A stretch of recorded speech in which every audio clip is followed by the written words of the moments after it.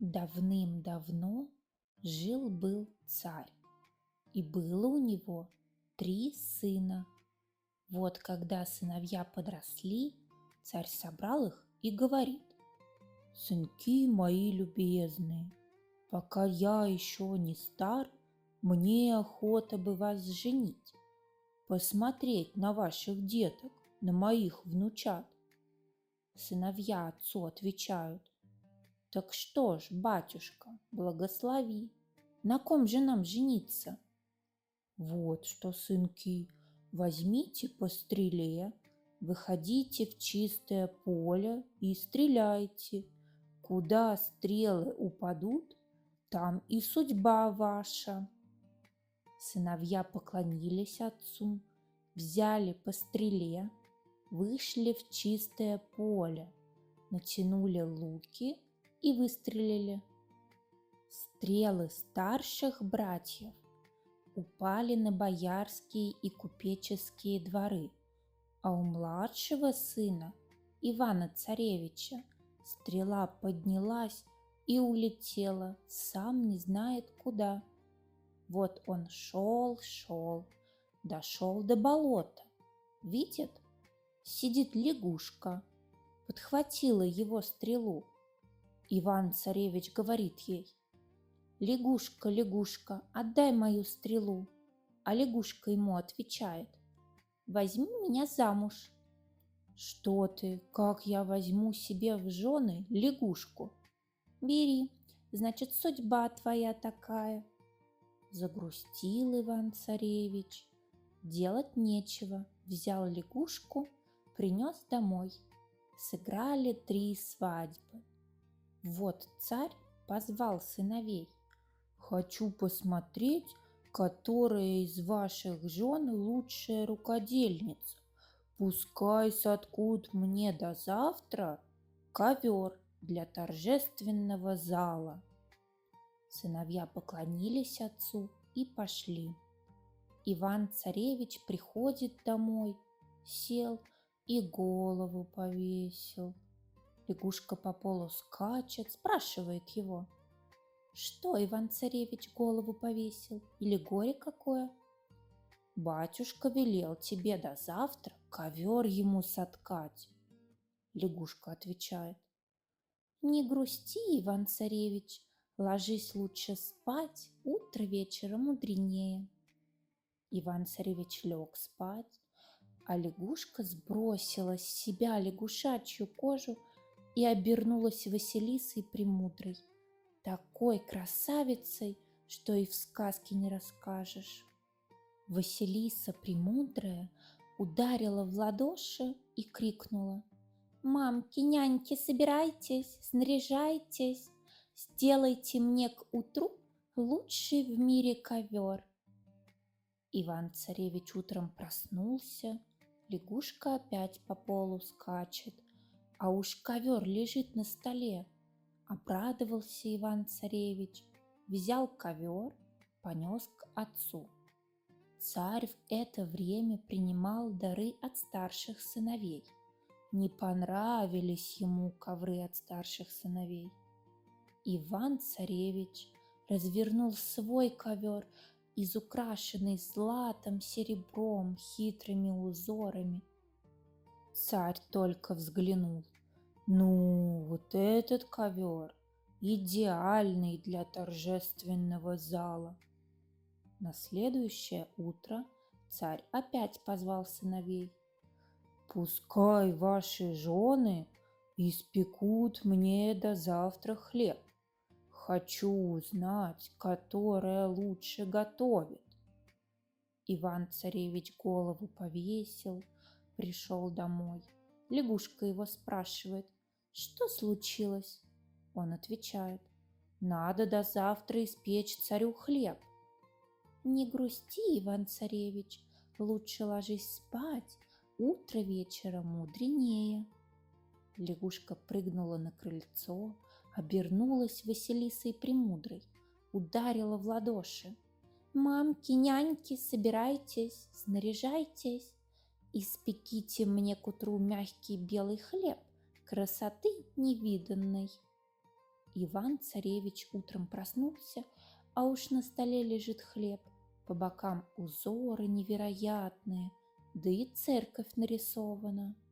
Иван-царевич обрадовался, понес хлеб к отцу, а царь в то время принимал хлеб от старших сыновей.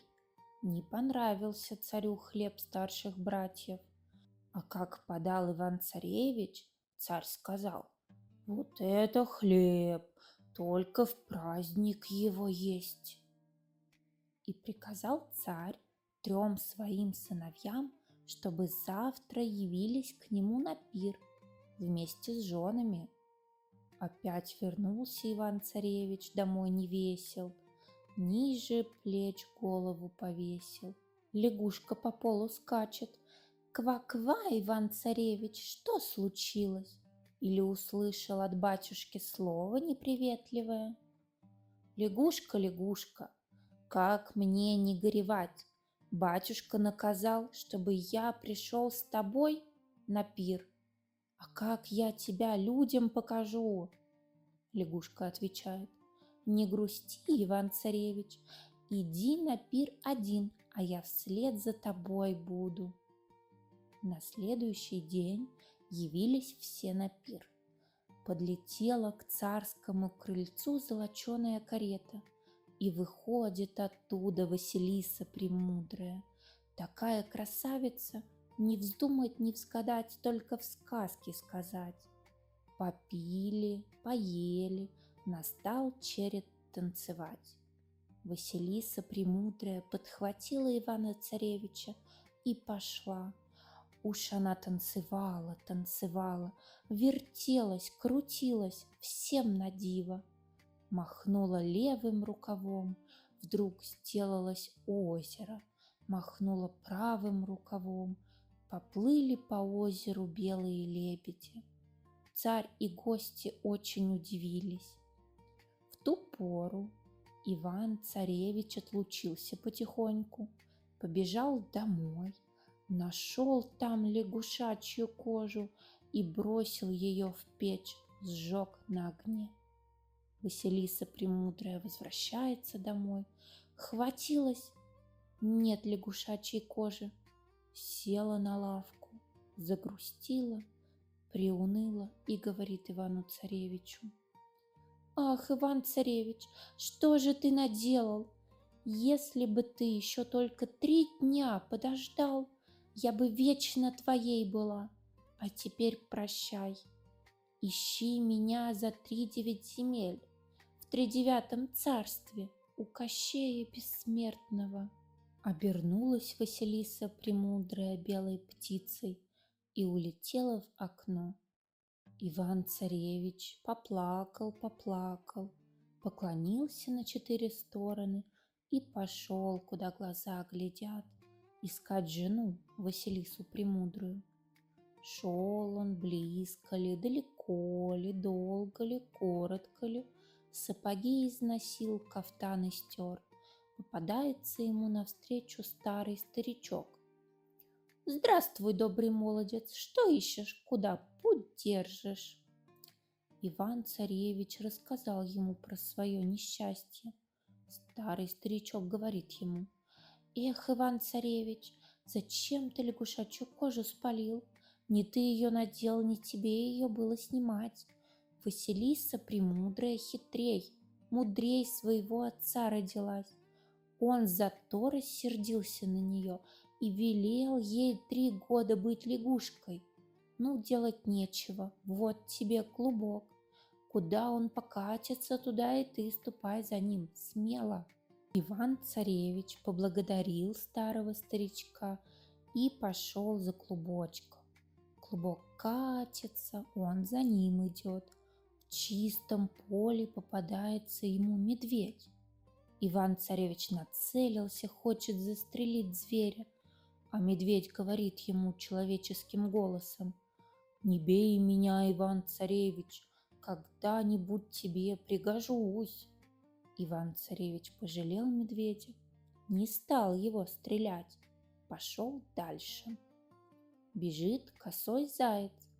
Иван-царевич опять спохватился, хочет в него стрелять, а заяц говорит человеческим голосом: «Не убивай меня, Иван-царевич, я тебе пригожусь». Пожалел он зайца, пошел дальше. Подходит к синему морю и видит, на берегу, на песке лежит щука, едва дышит, и говорит ему: «Ах, Иван-царевич, пожалей меня, брось в синее море». Он бросил щуку в море, пошел дальше берегом. Долго ли, коротко ли, привел клубок Ивана-царевича к высокому дубу. На дубу каменный сундук, а достать его трудно. Вдруг, откуда ни взялся, прибежал медведь и выворотил дуб с корнем. Сундук упал и разбился. Из сундука выскочил заяц и наутек во всю прыть, а за ним другой заяц гонится, нагнал и в клочки разорвал. Выпало из лапок зайца яйцо, и упало оно в синее море. Тут Иван-царевич залился горькими слезами.